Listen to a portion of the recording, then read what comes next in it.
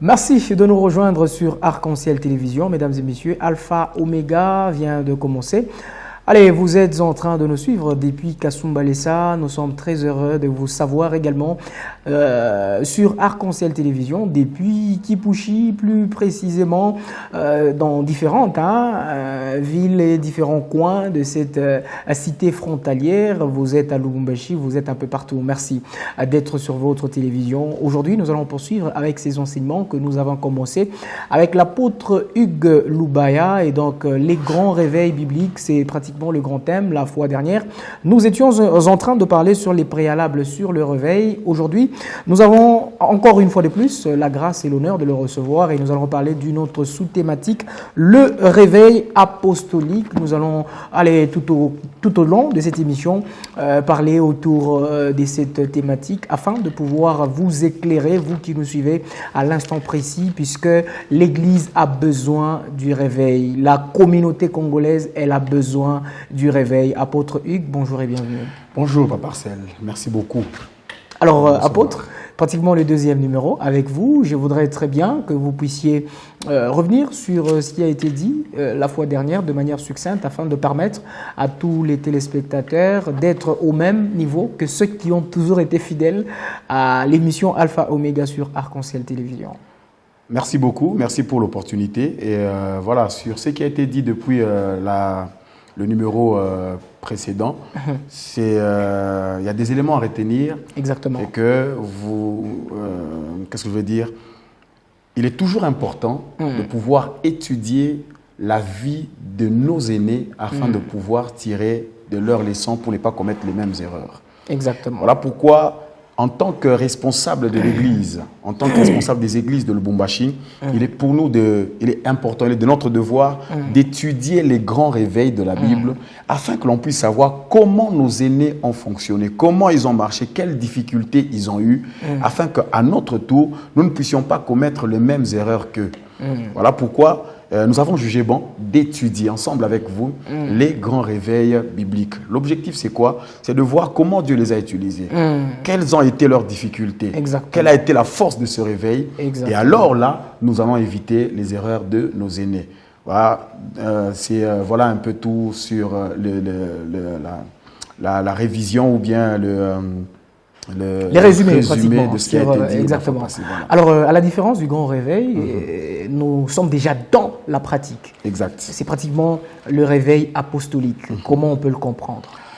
Le réveil apostolique. Alors, quand on parle du réveil apostolique... Surtout que vous êtes apôtre. Oui, voilà. Quand on parle du réveil apostolique, que le terme ne puisse pas nous embrouiller, c'est le réveil des actes des apôtres. C'est le réveil, voyez-vous déjà, dans nos prières, toutes les fois que nous prions, il y a toujours cet élément-là. Seigneur, donne-nous de vivre les mêmes dimensions que les pierres. Donne-nous de vivre l'Église primitive. Donc, c'est une référence pour nous, ce réveil-là apostolique a beaucoup de choses à nous apprendre. Donc, en bref, quand on parle du réveil apostolique, c'est ce réveil qui a été vécu au temps des actes des apôtres, ce réveil qu'a connu Pierre, qui est pratiquement l'agent de réveil de ce temps-là. Voilà. Alors, de manière très brève, c'est ce que vous nous avez dit. Exact. Et je retiens un mot, que le terme apostolique ne nous effraie pas, surtout qu'actuellement, le terme chrétien commence à nous faire un peu peur. Exact. À gauche, Talit, et puis à droite, il y a autre chose. Et bien, nous ne sommes pas dans ça. Alors, apôtre, la vérité principale autour de ce réveil apostolique, c'est laquelle que nous devons retenir? Alors, comme j'avais dit déjà la fois passée, que chaque réveil a, dans la définition, nous avons dit que le réveil, c'est la découverte d'une vérité principale, d'une vérité principale. Il y a quelque chose que je voulais lire ici. Allez-y.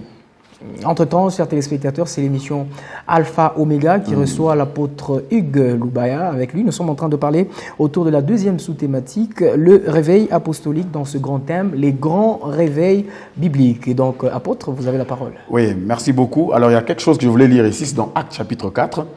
Alors, je reprends d'abord la définition et que le réveil, c'est la découverte ou la redécouverte d'une... Pour nous, ça sera une redécouverte. C'est une découverte d'une vérité spirituelle sur laquelle nous bâtissons notre foi, sur laquelle nous travaillons et nous avons l'assurance de l'appel et de servir Dieu. Et pour les actes des apôtres, quand vous étudiez la vie de ce réveil. Ils ont eu un grand réveil, un grand mouvement, mais à un moment donné, il y a eu une contradiction, il y a eu une oppression, une forme d'antagonisme qui est venue. On les a carrément défendus directement de ne plus prêcher au nom de Jésus-Christ. C'était l'obstacle majeur. Et la Bible dit clairement qu'on leur a dit de ne plus parler de ce nom de Jésus-Christ. Exactement. C'est dans Actes 4, le verset 17. La Bible dit « Mais afin que la chose ne se répande pas davantage parmi le peuple, parce qu'il y avait déjà un grand réveil, défendons-leur avec menace de parler désormais à qui que ce soit en ce nom-là. Au nom de Jésus-Christ. Même eux-mêmes là ne le citent pas. Hein, ils ne le citent même pas, en ce nom-là. Ils ne veulent même pas citer, pour ne pas faire de la publicité à ce nom-là. Vous avez bien remarqué. 18. Et les ayant appelés, ils leur défendirent absolument, ça c'est grave, Absolument. de parler et d'enseigner au nom de Jésus. C'était une grande persécution. Carrément, on interdit, ne faites plus ça. N'en parlez plus. N'en parlez plus. Et n'oubliez pas que pendant ce temps, on pouvait même te tuer. N'en parlez plus. Pierre et Jean, j'aime l'histoire, Pierre et Jean leur répondirent, jugez s'il est juste devant Dieu de vous obéir plutôt qu'à Dieu. Et la grande vérité du réveil apostolique se trouve dans Actes 4, le verset 19. Jugez s'il faut obéir aux hommes ou bien à Dieu. Apôtre, rentrez dedans. Rentrez dedans. Voilà. Rentrez maintenant dans l'explication. Là, Vraiment. vous avez donné le goût. Voilà. La grande vérité du réveil apostolique se base dans Actes 4, le verset 19. C'est que les apôtres ont compris que sur cette terre, il y aura des hommes qui vous diront de ne pas faire des choses, mais il y aura Dieu qui vous dira de faire des choses. Lorsque deux autorités entrent en contradiction, entre l'autorité des hommes et l'autorité de Dieu, nous avons jugé bon d'obéir à Dieu plutôt qu'obéir aux hommes. C'est ce qui a fait la force du réveil apostolique. Il y avait des grandes persécutions. On tuait les gens pour le nom de Jésus. Étienne en était victime. Étienne est mort. Jacques a été décapité. Donc, toutes ces choses-là, c'était la loi des hommes contre la loi de Dieu. C'était ce que les hommes disent et ce que les hommes et Dieu dit. Et je pense, comme je l'ai dit, nous devons étudier ce réveil afin d'encourager toutes les personnes autour de nous, frères et sœurs dans le Seigneur. Il y aura toujours quelque chose qui t'empêchera de servir Dieu. Exactement. Mais le réveil apostolique te dira, à vous de juger s'il faut obéir à Dieu plutôt qu'aux hommes. Aujourd'hui, il y a des gens qui ne viennent pas à l'église, qui ne servent plus le Seigneur parce que tout simplement, papa a refusé, maman a refusé. Ce n'est qu'une simple interdiction. Mais eux, il y avait même une possibilité d'être tués. Voyez-vous, lorsque vous découvrez... Il y a eu même des tueries. Ils ont été tués. Lorsque vous découvrez que entre les hommes et Dieu, nous devons choisir d'obéir à Dieu, le réveil commence à s'allumer dans nos cœurs. Il y aura des interdits. D'ailleurs, dans le temps à venir, vous allez voir qu'il y aura même des lois qui vont commencer à interdire les églises à faire ceci, ne faites plus ceci. D'ailleurs, vous avez même remarqué, vous êtes au courant, aux États-Unis, on ne peut pas toucher aux homosexuels, on ne peut pas toucher à cette communauté-là. Et quand on est pasteur, certains disent, avec les grandes probabilités, qu'on va même commencer à célébrer le mariage dans l'église. Si tu refuses, on ferme ton église. Si tu prêches contre les homosexuels, on te bloque. On fait ceci, on t'attaque. Toi qui avez des comptes certifiés. Il y a des gens qui vivent ces choses, des persécutions. Mais le réveil apostolique nous enseigne. Lorsqu'ils feront ces choses, on va leur dire en face, jugez vous-même. S'il faut obéir à Dieu ou bien aux hommes. Vous faites, donnez-nous vos lois, interdisez-nous, refusez que l'on puisse, et ils vont même nous interdire de passer sur certaines chaînes télévisées. Aujourd'hui, merci à Arc-en-Ciel, on peut passer pour dire des choses, mais avec le temps, il y aura des chaînes sur lesquelles on ne peut pas passer, on ne peut pas avoir 1 heure, 20 minutes de pouvoir parler de cette matière. Parler de Christ, on interdit. Mais sachez une chose, jugez vous-même s'il faut obéir à Dieu ou bien aux hommes. Et c'était la vérité du réveil apostolique qui a emmené un grand mouvement, qui a touché des gens. Les autres mouraient, mais ils continuaient toujours à prêcher. Parce que dans leur tête, ils se disaient, à vous de voir. Entre vous et Dieu, on va obéir à qui? Vous avez la réponse. Exactement. Donc on obéira qu'à Dieu. Alors, ce réveil, puisqu'il était fort, puisqu'il était décisif, puisque les agents de ce réveil étaient décisifs. Exact. Ils étaient forts, déterminés. Ils ont choisi d'obéir à Dieu. À Dieu plutôt qu'aux hommes. Il y a 4 caractéristiques qui les ont accompagnés. Ouais. Ce réveil est caractérisé par 4 choses. Merci de me rappeler ces choses. Il y a 4 choses qui caractérisent. Je rappelle toujours, si nous enseignons, c'est pour imiter. Exactement. C'est pour voir comment, qu'est-ce qui a fait leur force. La première caractéristique, c'était un réveil caractérisé par l'unité. L'unité. Voilà. L'unité. L'unité. Umoja. Tu peux faire un commentaire là-dessus parce que... Umoja. Umoja. Pratiquement tel que vous le disiez là, l'unité c'est Umoja. En Swahili, Umoja. Je souhaite que ça soit dit comme ça et vous laisser parler, donner la matière, puisque le temps file. Acte 2, versets 44 à 45. Écoutez ce que la Bible est en train de dire. Acte chapitre 2, versets 44-45. Tous ceux qui croyaient étaient dans le même lieu. Ils avaient tout en commun. Ils vendaient leurs propriétés et leurs biens. Ils en partageaient le produit entre tous, selon le besoin de chacun. Mon Dieu. Vous savez, l'une des choses qui tue l'Église actuellement, c'est que chacun d'entre nous a des motivations égoïstes. Voyez-vous, vraiment, c'est une réalité que l'on voit. Exactement. Malheureusement, c'est ça. Il y a des motivations égoïstes, mais ce qui a fait la force de ce réveil apostolique, c'est qu'il y avait une grande unité. Il y a des termes comme « tout en commun » qui a accompagné. Ils étaient d'un commun accord, tous dans un même lieu. L'unité a fait la force du réveil apostolique. Je vais mettre quand même une parenthèse. Malgré les obstacles, malgré les occasions de division, ils ont pu maintenir l'unité. Et là, je vais parler, si vous permettez, de quelques occasions de division. Entre autres, le tribalisme. Dans Acte 6, comme vous voyez, il y a des femmes qui ont commencé à se plaindre, des hellénistes, comme quoi, dans le partage de la nourriture, on privilégiait d'autres tribus par rapport aux autres. J'aimerais ici revenir à l'Église. La seule condition pour travailler à l'Église n'est pas le tribalisme. Le critère de choix d'un serviteur n'est pas celui de ma tribu, mais le critère de choix, c'est la nouvelle naissance, mais aussi la loi de l'amour. Aujourd'hui, il y a des églises, malheureusement, qui choisissent, pour choisir le pasteur assistant, il doit être de ma tribu.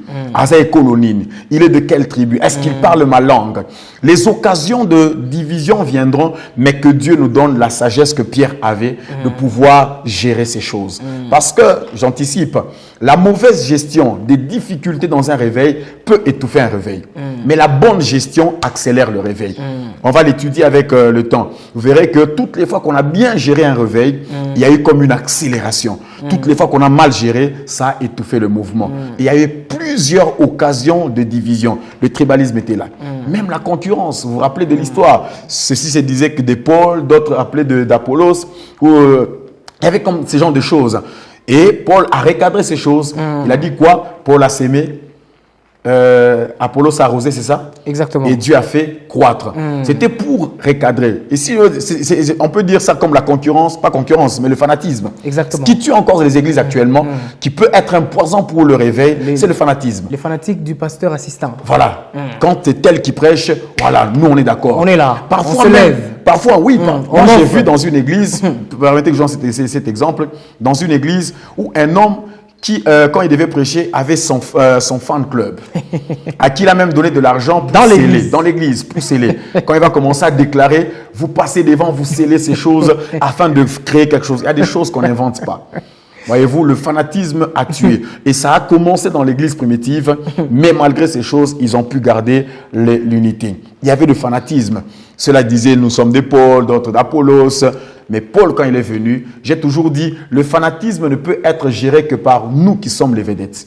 Parce qu'on prêche la parole, et que quelqu'un commence à m'acclamer, il me donne de nouveaux noms, de prénoms, aigle, ceci. C'est à moi de recadrer ces gens-là. Parce que le public aime bien ces choses. Vous vous rappelez avec David, quand David a tué, ils ont composé un cantique pour David. David a tué 10 000. C'est un cantique qui est né de rien. Les gens peuvent te mettre des choses dans la tête, mais c'est à toi, pasteur, de pouvoir recadrer ces choses. L'homme à la langue brûlée, l'aigle, le voyant, c'est à toi de dire non, je suis un serviteur de l'Éternel. Je suis l'œil de Dieu. Et ces fanatismes ont été un poison qui ont tué le réveil. Et nous devons refuser ces choses. Et je prie que le Seigneur nous donne la maturité qu'avaient Paul et Pierre de pouvoir gérer et la division et le fanatisme à l'église.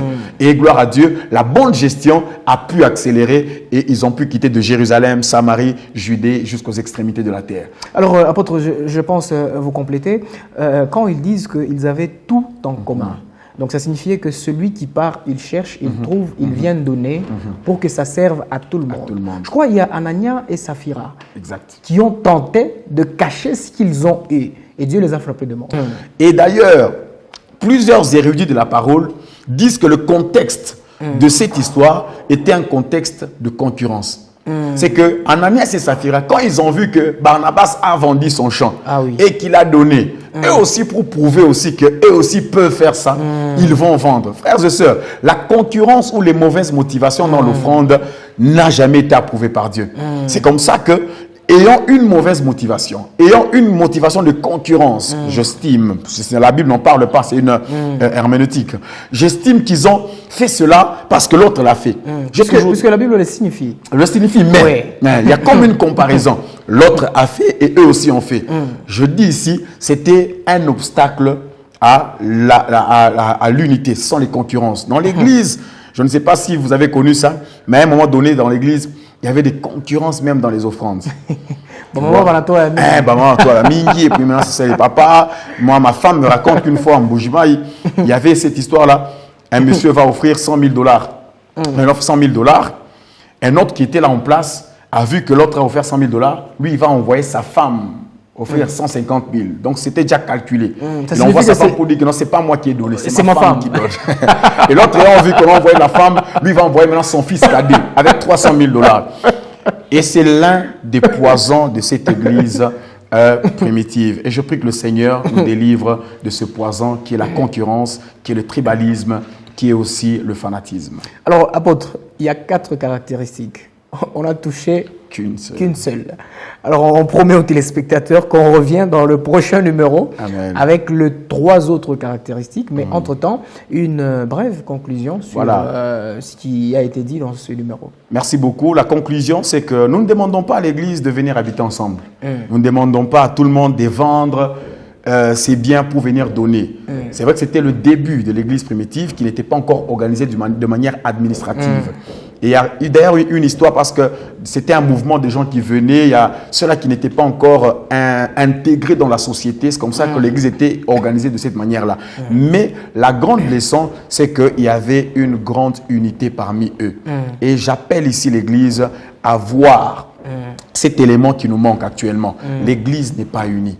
L'Église n'est pas unie. Il y a plusieurs choses qui veulent nous diviser. La doctrine, le tribalisme, le fanatisme, la concurrence, l'émulation. Toutes ces choses viennent pour tout simplement nous diviser. Mais je pense, si on veut accélérer le réveil ici à Lubumbashi et même ailleurs, nous devons veiller sur l'unité des hommes de Dieu et des églises. Merci beaucoup. Apôtre, continuez. C'est bon. Oui, je calcule, parce qu'il y a quelque chose que je dois sortir. Ah, d'accord. Oui. Alors, je disais que nous devons veiller sur l'unité, sur toutes ces choses, malgré les grands obstacles qui sont le fanatisme, le tribalisme, la concurrence. Et permettez-moi de mettre un accent sur le tribalisme. Nous vivons dans une province où on le ressent. Et c'est anormal qu'à l'Église, qu'il y ait des langages de tribalisme ici à l'Église. J'ai dit dans mon intervention, le critère de service dans l'œuvre de Dieu n'est pas la couleur de la peau, n'est pas le niveau du diplôme, n'est pas la tribu, mais plutôt est-ce qu'il est né de nouveau, est-ce qu'il a l'amour de Dieu en lui. C'est le plus important. On ne choisit pas son collaborateur parce qu'il parle ta langue. On choisit le collaborateur parce qu'il est né de nouveau. Et surtout, il est appelé de Dieu. Il est appelé de Dieu. Voilà, toutes ces choses-là doivent être des critères de choix et non pas le tribalisme que l'on voit actuellement à l'Église qui malheureusement a tué notre réveil. Il y avait un grand réveil ici, un grand réveil avec Viens et Vois et toutes ces choses. Vous êtes au courant, vous savez les choses qui ont tué ces choses-là. Je pense qu'on peut aussi parler du tribalisme qui a tué ce grand réveil, qui avait commencé. On respectait cette province à cause du travail qui se faisait avec Albert Loukoussa. Papa Kilouba, mais nous avons mal géré nos réveils et on les a étouffés. Mais je crois, vraiment je crois en toute humilité que Dieu nous enseigne ces choses pour que nous puissions tirer les leçons afin que l'on puisse accélérer ce réveil que Dieu est sur le point de commencer. Dans cette ville à l'époque, on voyait les endroits où il y avait des bars fermés et on y mettait des églises. Aujourd'hui, c'est presque la même chose. L'église s'implante, la terrasse s'implante. Voilà. L'église s'implante, la terrasse s'implante. Et c'est un mauvais indicateur. Ça montre qu'il y a un sommeil spirituel qui est en train de s'établir tout doucement. Quand le réveil vient, le mouvement s'inverse. Les bars ferment et les cellules commencent à s'ouvrir. Et quand c'est l'inverse, nous devons nous inquiéter. On ne doit pas en rire, on ne doit pas en faire un sujet de théâtre, mais ça doit nous interpeller qu'il y a quelque chose qui se fait. Et si on ne fait pas attention, nos arrière-petits-enfants n'auront pas d'église. Merci, apôtre Hugues. Nous avons eu le plaisir de parler avec vous autour du réveil apostolique qui, bien entendu, se situe dans les grands réveils bibliques. C'est pratiquement le premier réveil que vous avez décidé de partager avec nous dans cette émission. Alors, on n'a pas fini. Comme je l'ai dit tout à l'heure, on n'a pas fini de donner toutes les quatre caractéristiques de ce réveil apostolique. On n'en a donné qu'une seule. Et donc, on va revenir dans le prochain épisode pour donner d'abord le 3 et puis continuer avec autre chose. Chers téléspectateurs, on vous retrouve très prochainement sur la même télévision, le même invité, mais ça sera un autre contenu. Au revoir.